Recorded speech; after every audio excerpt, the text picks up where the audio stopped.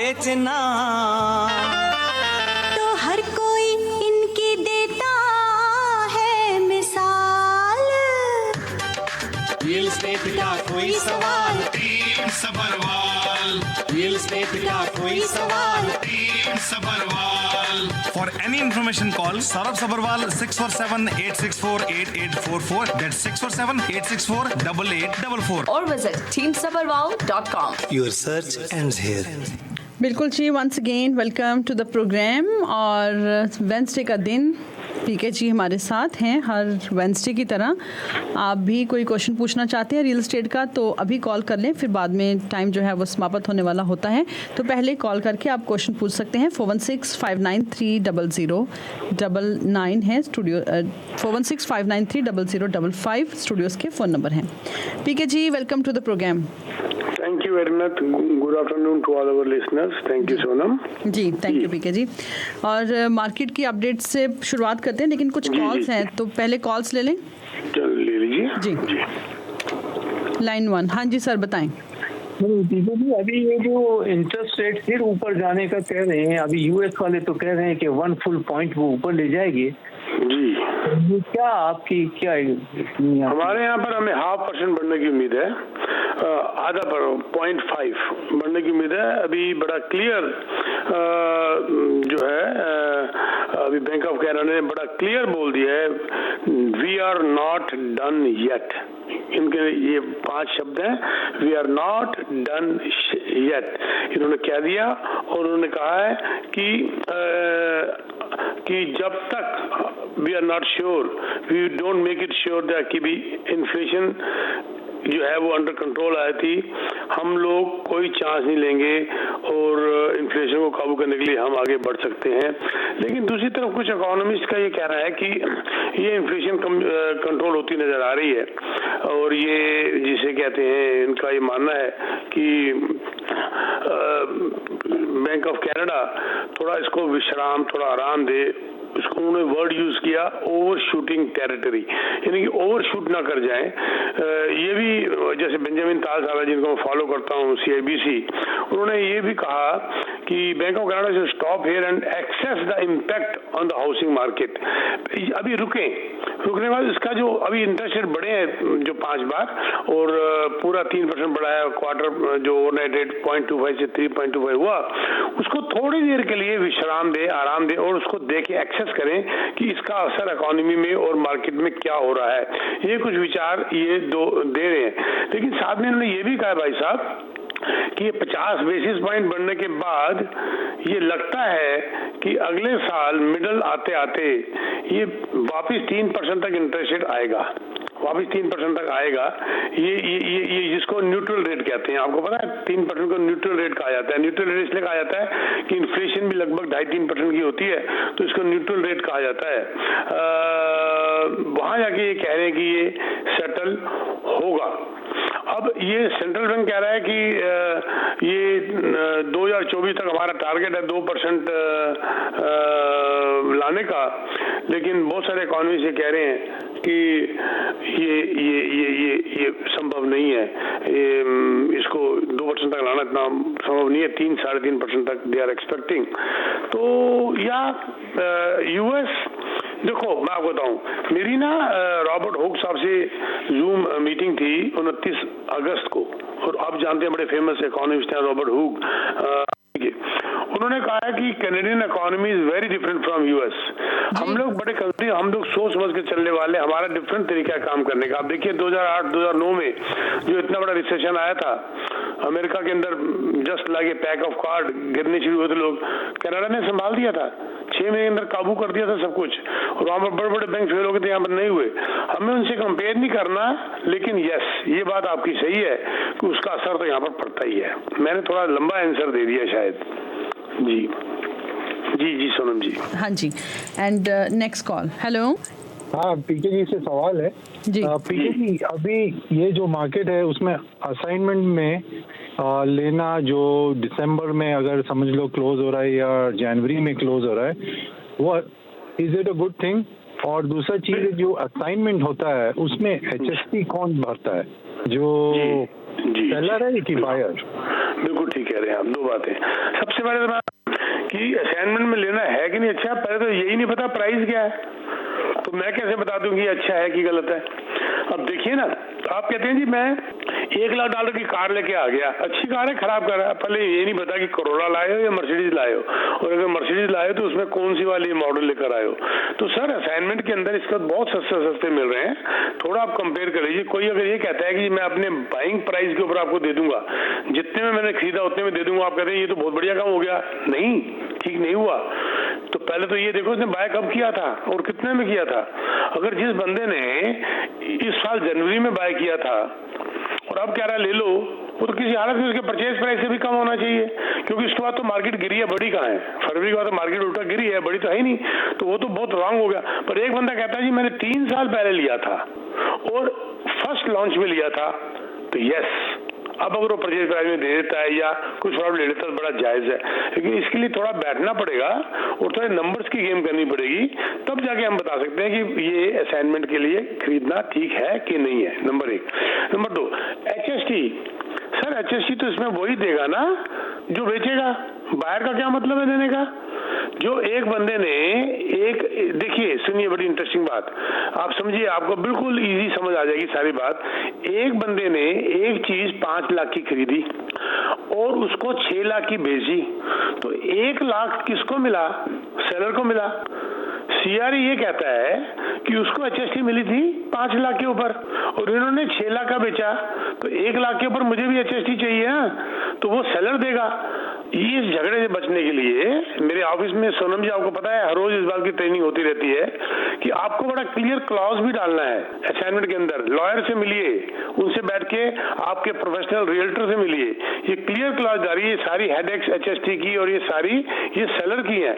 अगर आप ये इसमें क्लॉज नहीं डालते तो ये ग्रे एरिया बन जाएगा, कहीं आप उसमें ना फंस जाओ। ये बिल्कुल सेलर का बनता है, आपका नहीं बनता। ठीक है भाई साहब। हेलो जी पीके जी, जी ठीक है, हाँ जी बिल्कुल। Next call. Hello, thank you for taking call. साथ बोल रहा हूँ जी, आपकी ठीक है जी ठीक ठाक जी, बताइए। आपसे एक सवाल करना था। मैंने भी एक जगह इन्वेस्टमेंट की, 2 जगह बल्कि, छोटी छोटी, ज्यादा बड़ी नहीं है, लेकिन मुझे कोई परेशानी इसलिए नहीं है कि वो मैंने अपने बिल्कुल रिलेटिव में की है और बहुत ही अच्छा रिश्ता उससे भी रहा है। ये पूछना है कि अगर बायर किसी वजह से एक्सटेंशन मांग रहा है, क्योंकि उसकी जो अप्रेजल आई थी घर की उस वक्त कुछ और थी, अब कुछ और है, लोन टू वैल्यू में फर्क आ गया क्योंकि प्राइसेस कम हो गई है। जी समझ गया। हाँ, बायर एक्सटेंशन मांग रहा है, कितनी मांग रहा है वो तकरीबन मुझे नहीं मालूम, उससे एक्सटेंशन मांगी है, लेकिन मुझे अभी कंफर्म जुमे को मुझे पता लग जाएगा। नहीं सर, ये तो बड़ा जरूरी है ना। अगला 6 महीने की एक्सटेंशन मांग रहा है या 6 हफ्ते की या 2 हफ्ते की, जुमे को मुझे पता लग जाएगा। लेकिन वो जो बिल्डर है उसको, वो जो है भी फाइनेंसर है, वो उसको एक्सटेंशन देने को तैयार नहीं है। तो ऐसी सूरत में अगर वो एक्सटेंड नहीं, एक मिनट स्लो चलिए भाई साहब, थोड़ा स्लो चलिए, बात कंफ्यूज हो रही है। 1 मिनट रुकिए।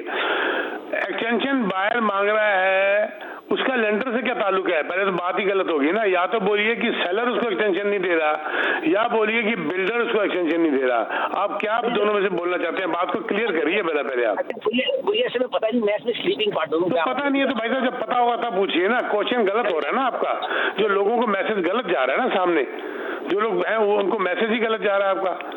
देखिए लेंडर का इस एक्सटेंशन से क्या मतलब है? लेंडर एक्सटेंशन उसको लोन की दे देगा अगर तो रीसेल में ले रहा है, नहीं दे रहा। अगर वो प्री कंस्ट्रक्शन ले रहा है तो बिल्डर उसको एक्सटेंशन दे रहा है कि नहीं दे रहा। इस बात में डिस्कस करेंगे। पहले आप पूछ लीजिए कि कौन एक्सटेंशन नहीं दे रहा उसको, ठीक है ना? फिर मैं आपको बताऊंगा कि कैसे ली जाती है एक्सटेंशन, ठीक है? हाँ जी, चलिए। And next call. जी मैं गलत नहीं कह रहा ना, क्योंकि मुझे क्वेश्चन क्लियर होना चाहिए ना। बिल्कुल परफेक्ट। बगैर मैं आंसर क्या दूंगा? तो फिर कई बात कहीं चली जाती है ना फिर।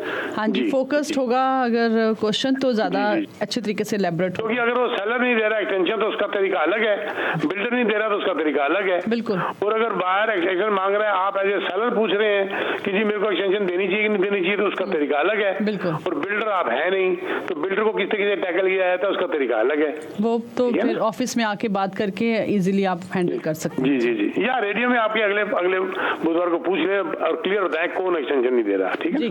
जी। Next call. Hello hello, thanks for taking my call Sonam and PK ji. जी वेलकम। पीके जी, मेरा क्वेश्चन है, ये अभी ब्रिस्टल कॉन्डो आए हैं ब्रैम्पटन में है या तो ब्रैम्पटन में है जी। हाँ जी, तो आप कर रहे हैं इसको इसमें? नॉट नहीं, बिल्कुल हम लोग मार्केटिंग नहीं कर रहे, पर बेचते हम हर चीज़ है। देखिए हर चीज़ की मार्केटिंग नहीं हुआ करती। 500 से ज़्यादा प्रोजेक्ट हैं और not a bad project at all. Bristol is a good project, but I would not say it is a AAA, but is a good product. अगर आपको चाहिए मुझे कॉल कर लीजिएगा, we guarantee the lowest price.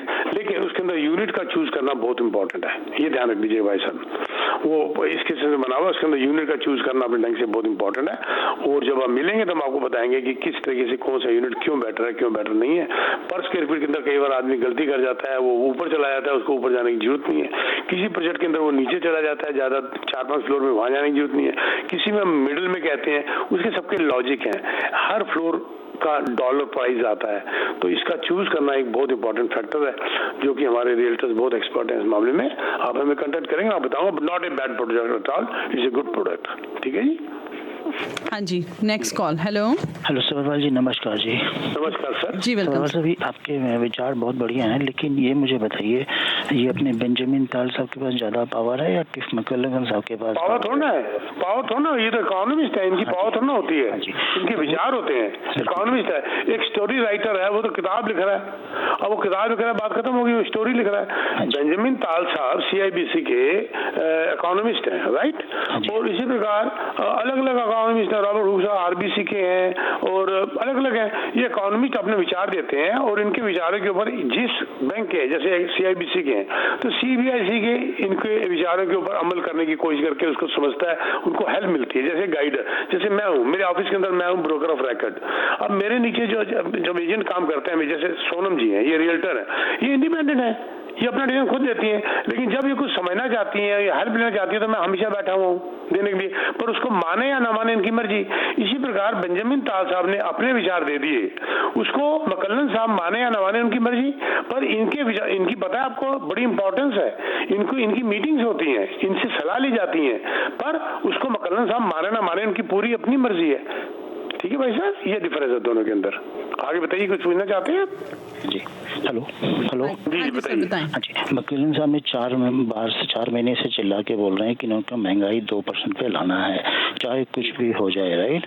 जी वो तो अपना करके रहेंगे, तो हम अभी तो ये नहीं हो पा रहा ना सर। मैं साथ साथ टोक रहा हूँ, इकट्ठे दोनों भाई बात करते हैं, आप भी बोलिए मैं भी बोलता हूँ।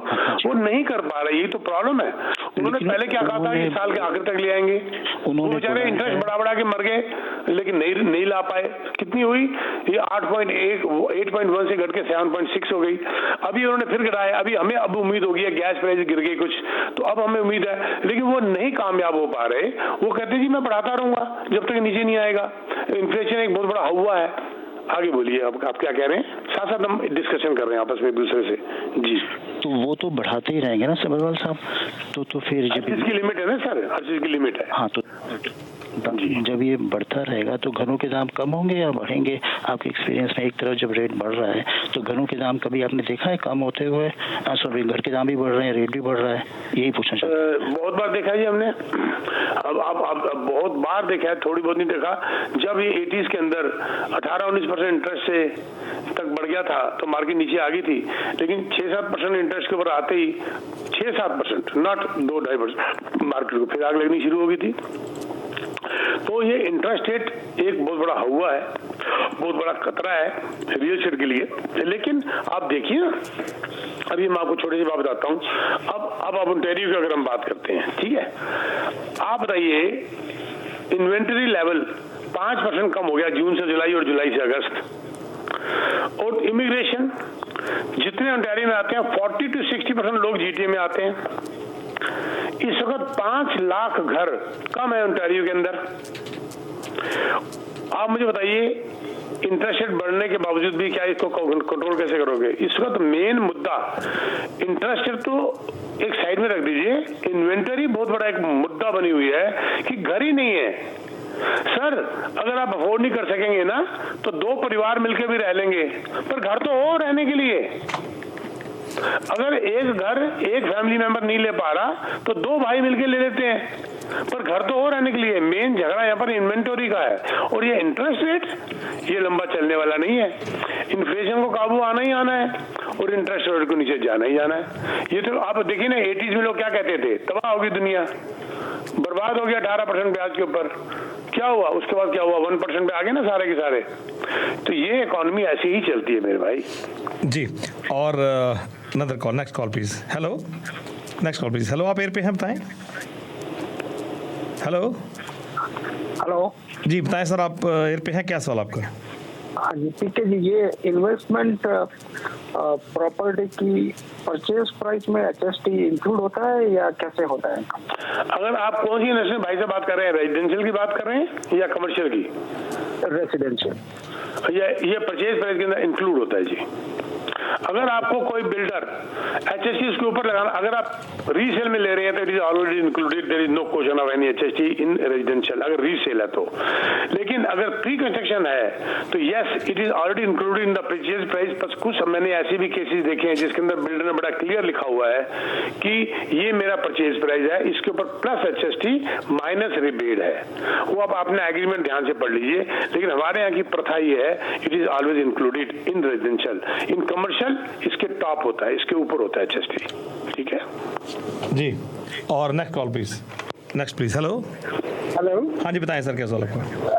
ठीक है जी, मेरा क्वेश्चन ये है कि मेरी मॉर्गेज है वेरिएबल, ठीक है। अब मैं थोड़ा सा कंफ्यूज हो रहा हूँ कि मुझे इसको लॉक करना चाहिए या leave it like that, because interest rate भी कितना असर तक बढ़ेंगे और ये कब तक इनकी वापसी है, इसके बारे में। अगर आपकी वेरिएबल प्राइम माइनस 0.8 से ऊपर है तो आप वेरिएबल में रुके रहिए। अगर आपकी वेरिएबल कितनी जी? 0.65 माइनस 0.65 है आपकी वेरिएबल, आप दोनों तरफ बराबर हो गए। अब उसको कोशिश करिए 0.8, आजकल तो 1% तक भी माइनस दे रहे हैं, उसको करिए। आपकी रिन्यू हो गई है या आप रिन्यू करना चाहते हैं? मेरे 1.5 साल से, 1.5 साल से मार्केट चल रही है। ऑलरेडी चल रही है, फिर बैठे रहिए, फिर कुछ मत करिए। नहीं, आपको फिक्स में फायदा नहीं होगा क्योंकि इंटरेस्ट रेट कम आएंगे 1-1.5 साल के अंदर, आप देखते रहिएगा। आप भी यही है, यही रणबीर जी का रिकॉर्डिंग खोल के सुन लीजिएगा आप, हमने क्या बोला, ये वापस नीचे आएगा 0.65। इसका मतलब ये हुआ जो 0.65 आपका माइनस है, ये अपना 1 साल से ज्यादा नहीं, अब 1.5 साल भी नहीं हो सकता क्योंकि इसके बाद तो इसका और भी कम हो गया था, 0.4 हो गया था, 0.3 हो गया था, अब फिर बढ़ के 0.8, 0.9, 1% तक माइनस हो चुका है। I think you should stick with it. अभी रुकिए थोड़ा, ठीक है जी। और नंबर नोट कर लें आप पीके साहब का, डायरेक्ट 6729947757। पीके साहब, एक जनरल बात भी कर लेते हैं और आपका नज़रिया ओवरऑल मार्केट के बारे में, और क्या कहना चाहेंगे अभी आप? जी देखो, बात यह है कि अगर हम ओंटारियो की बात करें जी, ये सच्ची बात है, people really want to own real estate, ये तो पक्की बात है, इसको तो कोई, इससे तो कोई डिनाई कर ही नहीं सकता। ये तो है ही। ये होम बायर जो है ना, ये फॉल अभी जो शुरू होने वाला है, हाँ। ये मेरे ऑफिस के अंदर नजर आना शुरू हो गया है। They want to re enter into the fall market. देख लेना, ये हरकतें शुरू हो चुकी हैं, अच्छा। सब कुछ हो चुका है। और मैं आपको बता दूं, एज अर्ली एज अप्रैल आपको हालात बदलते हुए नजर आ जाएंगे और मार्केट में रश आता हुआ नजर आ जाएगा। ये टोरंटो रियल एस्टेट बोर्ड आपका अगर आप डाटा देखें रणबीर जी, 14% सेल अप हुई है जुलाई से अगस्त में, 14%। तो मजाक तो नहीं है। हालांकि लास्ट ईयर के बेसिस पे 34.2 अभी भी कम है, 34, पर वो बढ़ बहुत गई थी। 14% सेल अगर एक महीने में अप होती है तो आप मुझे बताइए कि कहाँ गलत। आप दूसरी तरफ प्राइस, अब अगस्त में प्राइस 0.9% जंप हुए हैं, 0.9% ऊपर आए हैं। ये ट्रैप की रिपोर्ट पढ़ लीजिए आप। Very nice. ठीक है जी। और फ्रॉम जुलाई टू अगस्त 0.4% ऊपर आए हैं, ठीक है। इस साल 0.9। तो ग्राफ ऊपर जा रहा है, ग्राफ ऊपर जा रहा है, ग्राफ तो ऊपर जा रहा है ना। मैं तो कह रहा था कि पहले रुकेगा, ये तो रुकने के बजाय ऊपर जाना शुरू हो रहा है थोड़ा सा। और ये हमारा रोज का काम है, रोज देख रहे हैं। लेकिन मैं आपको एक बात बता दूं, बायर जो है वो मार्केट में अप्रोच करने शुरू हो गए हैं। अच्छा। बट विद ए कॉशन, बहुत ध्यान से सोच समझ के मार्केट में आ रहे हैं, जल्दबाजी नहीं कर रहे। वो अपने आप को, अपने टाइम को, अभी जब ये छुट्टियां, देखो सितंबर में स्कूल की छुट्टियां जब खत्म वगैरह होंगी तो जब ये वापस आएंगे अक्टूबर में, आप देख लेना मार्केट में हलचल शुरू हो जाएगी। बिल्कुल सही बात है। होम बायर ईगर है इस वक्त री एंटर करने के लिए मार्केट को, और इसके लिए वो ये भी सोच रहे हैं, कि अब ये बॉटम आउट कब होगा। बॉटम आउट कहते हैं ना, बॉटम आउट कब होगा।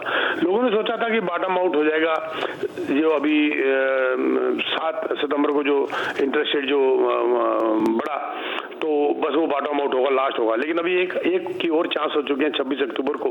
तो बस यही मैं अभी कह रहा हूँ, अक्टूबर में इनका ये मानना है कि भाई ये बॉटम आउट हो रहा है जी। तो अभी हमारे समर के ट्रैवल सारे पूरे कर लेते हैं, तब तक हम लोग घूम फिर लेते हैं सारा कुछ, और उसके बाद हम आके अपना घर को हमने लॉक करना ही करना है।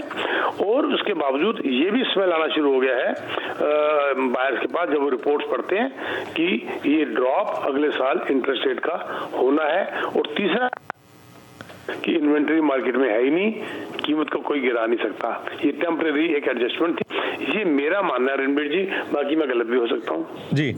और क्योंकि एक सवाल का जवाब पीके साहब दे दें कि एक मुझे मैसेज भी आया, कहता है कि मैं अपना घर जो है, मेरे पास 4 बेडरूम का घर है और अभी बायर मार्केट भी है, मैं सोच रहा हूँ यदि बेच के बड़ा ले लूँ तो is it a good idea?